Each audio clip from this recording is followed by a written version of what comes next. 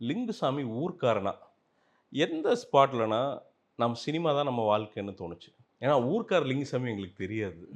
ஒரு சின்ன ஊர்லேருந்து வந்த ஒரு மனுஷன். அதாவது ஆம், எல்லாம் நீங்க எப்ப சினிமாவுக்காக வர ஆசைப்பட்டீங்கன்னு கேட்டா, விவரம் தெரிஞ்ச வயசுலயே சினிமான்னு சொல்லுவாங்கல்ல. எனக்கு விவரம் தெரியாத வயசுலேருந்தே. இது வெறும் வார்த்தைக்காக சொல்ல. இது நான் சொன்னதில்ல. என்னுடைய என் கூட படிச்ச பசங்க 3வது, 4வது படிக்கிற பசங்கலாம் இருப்பாங்கல்ல, அவங்க லேட்டா என்ன மீட் பண்ணும்போது, இப்ப சமீபத்தில பார்க்கும்போது கூட சொல்லுவாங்க. "நீ பக்கத்தில உட்காந்து கதையா சொல்லிட்டு இருப்படா." வந்து எனக்கு ஆச்சரியமா இருக்கு. "என்னது நான் பக்கத்தில உட்காந்து கதை சொல்லுவேனா?" அப்படின்னு. அது என்னன்னா, அம்மா படமா பார்ப்பாங்க. அப்பாவுக்கு சினிமா மேல பயங்கர விருப்பம்.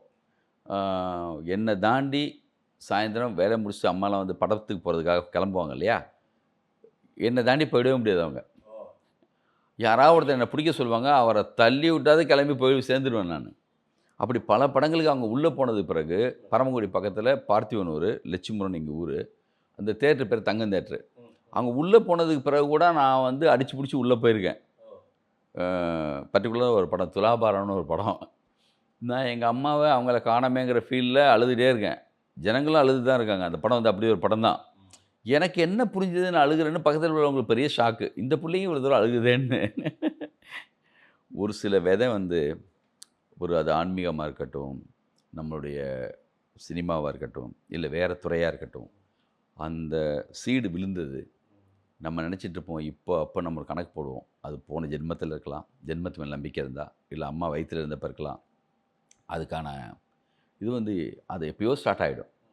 அம் அது அப்படி ஆரம்பிச்சதுனால தான் வந்து என்னன்னா, அ எந்த விட்டேத்தியா யாருன்னே தெரியாது நம்மளுக்கு. ஆனா, நம்ம டைரக்டர் ஆகணும். டைரக்டருடைய வேலை என்ன?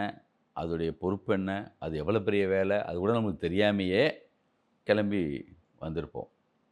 அவ்வளவு நம்பிக்கை உள்ள இருந்தா மட்டும் தான் தாக்கு பிடிக்கவே முடியும். ஒரு குருட்டுத்தனமான நம்பிக்கை. நம்பிக்கை, நம்ம நம்பிக்கை. ஆயிருவோம் அப்படிங்கிற ஒரு ஆ, நம்பிக்கை. ஆமா, ஆமா, ஆமா. ஒரு கமர்ஷியல் டைரக்டர். அது நீங்க என்ன ஒரு பியூட்டினா, சாக்லேட் பாய்ஸ் எல்லாம் வந்து ரக்கட் பாய்ஸா மாத்தி வச்சிருக்கீங்க. அது மேடி இருக்கட்டும், கார்த்தி இருக்கட்டும். நான் கார்த்தி உங்ககிட்ட வர்றப்போ ஒரு chocolate boy, lover bye. And ரொம்ப டஃப்பான நடிகர்கள். அவங்க சூர்யா அண்ணன் உங்ககிட்ட வர்றப்போ டஃப்பான ஆட்கள். பட் அவங்க வந்து அந்த ஆக்ஷன் அடிக்கும்போது, சில டைம் ஒர்க் ஆகாமயும் போயிருக்கு. இது சினிமாவோட முரணா அது? நீங்க இல்ல கதைகளுடைய ஸ்ட்ரென்த்தா? நீங்க கேட்கறது எப்படி புரிஞ்சுக்கிறேன்னா, மாதவன், விஷால்லாம் அடிச்சப்போ அவ்வளோ தூரத்துக்கு ஒர்க் ஆச்சு. ஏன் சூர்யா சார் அஞ்சான்ல பண்ணும்போது ஏன் அந்த அளவுக்கு ஒர்க் ஆகல? சூர்யா சாருக்கு எல்லா தகுதியும் இருக்கே அப்படின்னு கேட்குறீங்க. என்னன்னா, இவங்களெல்லாம் எதிர்பார்க்கவே இல்ல. ஆனா சூர்யா சாரும் நானும் சேரும்போது, மாபெரும் எதிர்பார்ப்பு இருக்கு. எதிர்பார்ப்பு இருக்கு. நம்ம குடுத்த பில்டப் இருக்கு. அது மூலமா ட்ரெய்லரு, அந்த லுக்கு இது எல்லாம் மூலமாவும் அவனுக்கு ஒண்ணு ரன்ல அவங்களுக்கு இப்படி பண்ணியிருந்தா, விஷாலுக்கு இப்படி பண்ணியிருந்தா, சூர்யா சாருக்கு எப்படியெல்லாம் இருக்கும்? அப்படின்னு அவங்க ஒண்ணு நெனைக்கிறாங்க. அவங்க நெனைச்சத தாண்டி நம்மளும் சில இதெல்லாம் கிரியேட் பண்ணி குடுத்துருக்கோம். அ அந்த அஞ்சான், அந்த டைட்டிலு, அந்த மூடு இது எல்லாமே ஒண்ணு ஏற்படுத்துது.